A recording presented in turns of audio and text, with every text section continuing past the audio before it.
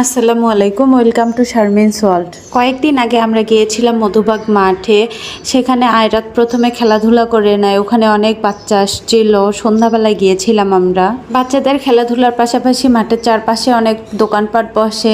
সন্ধ্যার পর সব দোকানপাট খোলা থাকে, এই জন্য আমরা সন্ধ্যাবেলায় গিয়েছিলাম। খাবারের দোকানের পাশাপাশি টুকিটাকি সব কিছুরে দোকান আছে এখানে লাইভ পিৎজা পাওয়া যায়, তো আমরা সেই দোকানটা খুঁজতেছিলাম। আশেপাশের দোকানগুলোও একটু ঘুরে ঘুরে দেখতেছিলাম কি কি পাওয়া যায়।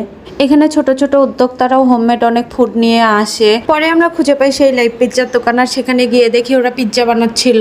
হাতে অনেক সময় নিয়ে পিৎজা অর্ডার করতে হয়, কারণ ওরা আধা ঘন্টারও বেশি সময় নিয়েছিল পিৎজা রেডি করতে। এদিকে আয়রাত খেলাধুলা করে অনেক ক্লান্ত হয়ে যায়, আর ওর পাপার জন্য জুস আনতে গেছে। জুস খেয়ে সে অনেক খুশি। আর এদিকে আমরা পিৎজার জন্য ওয়েট করতেছিলাম কখন আসবে। বাইরে যে পরিমাণ গরম পড়ছে, এই গরমে বাচ্চা নিয়ে বাইরে থাকা অনেক বেশি কঠিন হয়ে যায়। এদিকে ওয়েট করতে করতে আয়রাতের পাপা মিলে খেলাধুলা শুরু করে দিয়েছে। পরে আমরা একটা বার্গারও অর্ডার করে দেই। খেলাধুলার মাঝে একে একে বার্গার পিৎজা চলে আসে।